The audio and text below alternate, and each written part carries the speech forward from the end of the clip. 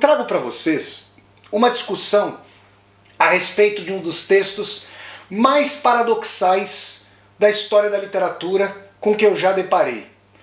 Die kleine Fabel, a pequena fábula, do grande escritor tcheco Franz Kafka. Eu digo mais paradoxais por quê? Porque se trata de um parágrafo. Em termos de extensão, a pequena fábula é de fato curta, pequena.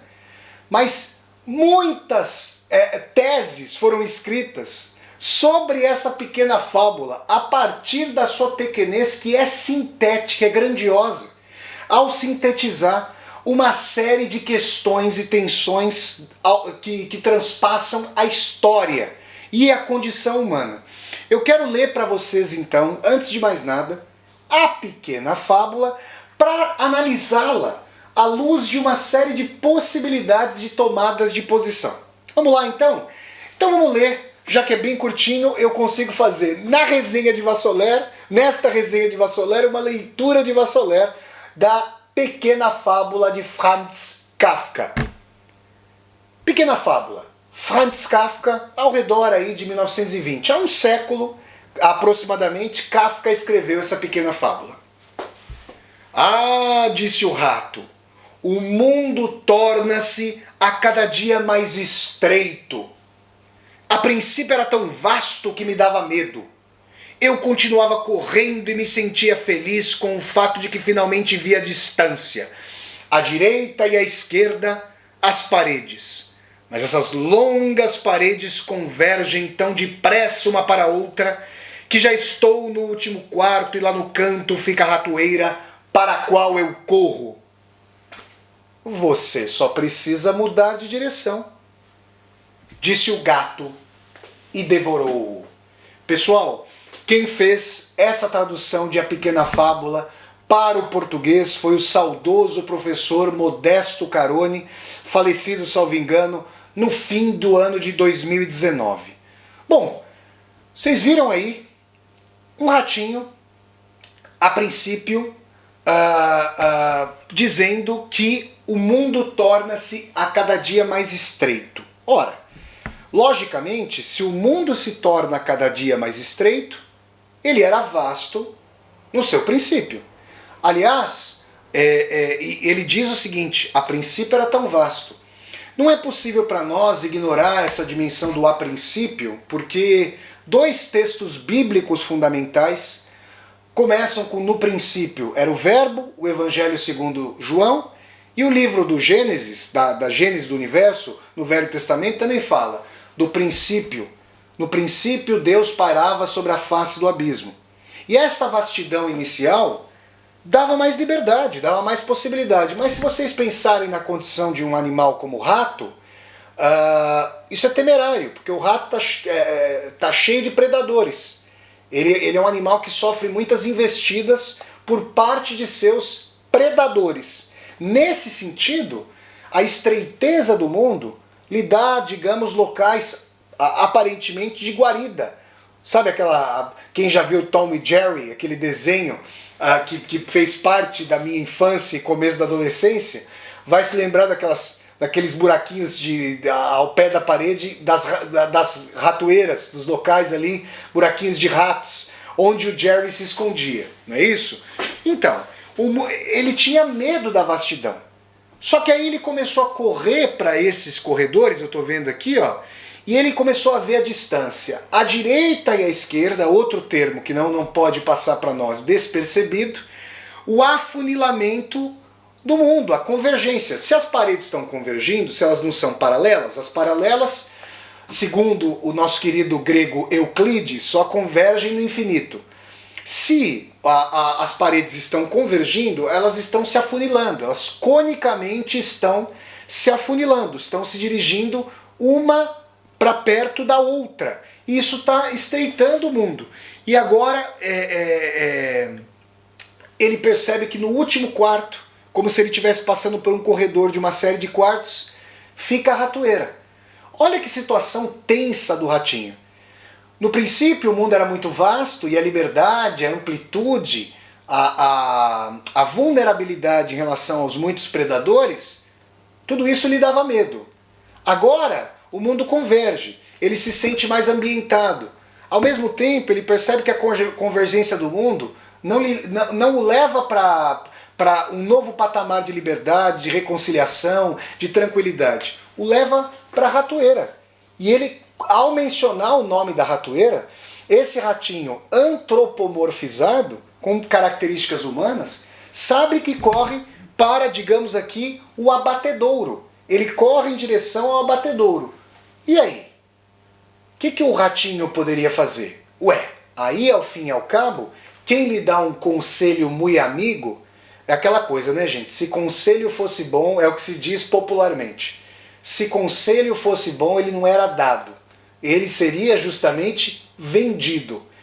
Aí vira um animal muito benevolente, uma figura ali muito amiga do ratinho, e diz para ele assim: ora, você só precisa mudar de direção.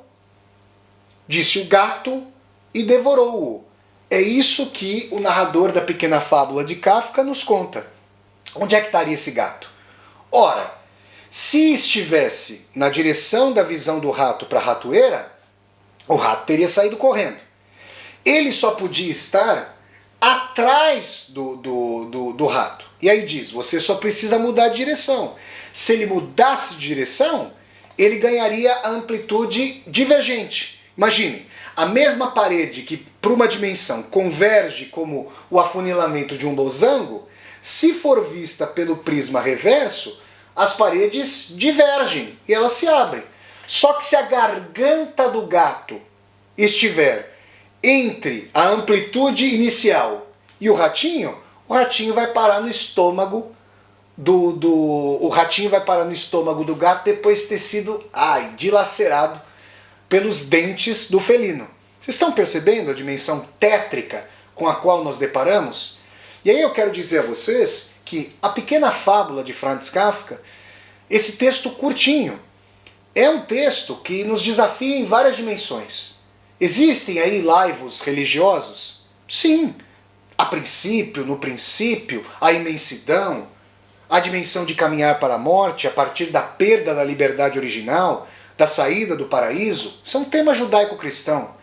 Existe uma dimensão política. Por que as paredes se afunilavam à direita e à esquerda? Isso é só uma dimensão espacial, geográfica, porque existe a minha direita e existe a minha esquerda? Olha, a gente não pode abstrair dimensões tão histórica e politicamente orientadas como direita e esquerda desde o fim da Revolução Francesa.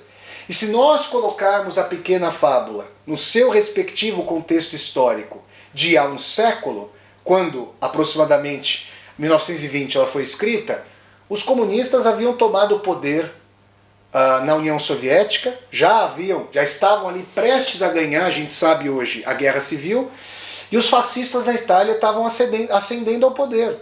Então a coisa estava ficando encarniçada nos mais variados matizes e espectros políticos, é importante frisar. Além disso, ninguém pode ignorar que gato e rato formam um dos pares mais antípodas no nosso imaginário. Eu citei aqui o desenho do Tom e Jerry, e é uma coisa muito forte, que eles são inimigos encarniçados. Que o cão caça o gato, mas que o gato caça o rato. E quantas casas ali na história antiga, com menos higiene, menos condições de saneamento básico, colocavam os gatos ali para caçarem eventualmente ratos que houvesse.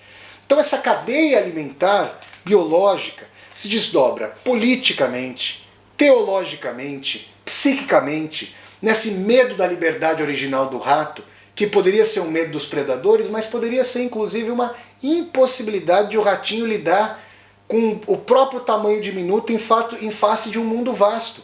E aí pressupor paredes enormes que convergem de guarida e que vão trucidá-lo.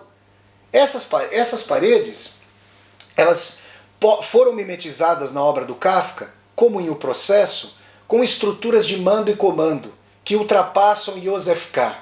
Foram mimetizadas no romance O Castelo, como uma imensidão inexpugnável, inatingível, em relação ao agrimensor K, que sequer sabe por que foi contratado para fazer as mensurações da dimensão do castelo, mas que depois, sem saber por que fora contratado, também não consegue deixar o castelo. Isso acontece em um processo, num dos capítulos mais formidáveis, que é o homem do campo em face da lei. Quando ali o carrasco, o porteiro, desvela que há uma porta para cada cidadão para coagi-lo à submissão. Também nós podemos falar de a metamorfose, quando o Gregor Samsa, metamorfoseado justamente o inseto, que um irmão de reino animal, digamos, bom, nós todos e todas somos animais também, é claro, mas um irmão do reino animal ali, do ratinho, ao inseto. E aí a imensidão do mundo, encalacrado em seu quarto, Gregor Samsa, o ultrapassa. Então esses temas kafkianos, sem, claro, nos esquecermos de A Carta ao Pai, em que essa figura muito maior, em face do filho Kafka, de corpo exíguo, macérrimo, frágil, tudo isso ultrapassa enormemente. E nós temos ali uma figuração de impotência. A pequena fábula sintetiza esses grandes temas de Kafka. E Kafka, assim como Dostoiévski tinha uma obsessão sobre a existência e a inexistência de Deus, a figuração do poder, desde seus matizes políticos até a dimensão do corpo frágil, a microfísica, a macro e a microfísicas do poder em Kafka são os temas que o obsedam. São as dimensões que não só o emparedam, como o tomam. E aí nós temos em A Pequena Fábula uma formidável síntese da obra de Franz Kafka. E eu quero dizer a vocês, dando cabo aqui dessa resenha, mais essa resenha de livro do meu canal do YouTube, que na próxima segunda-feira, dia 26 de julho de 2021, vão se abrir as inscrições para um curso que eu vou ministrar sobre Dostoiévski e Kafka.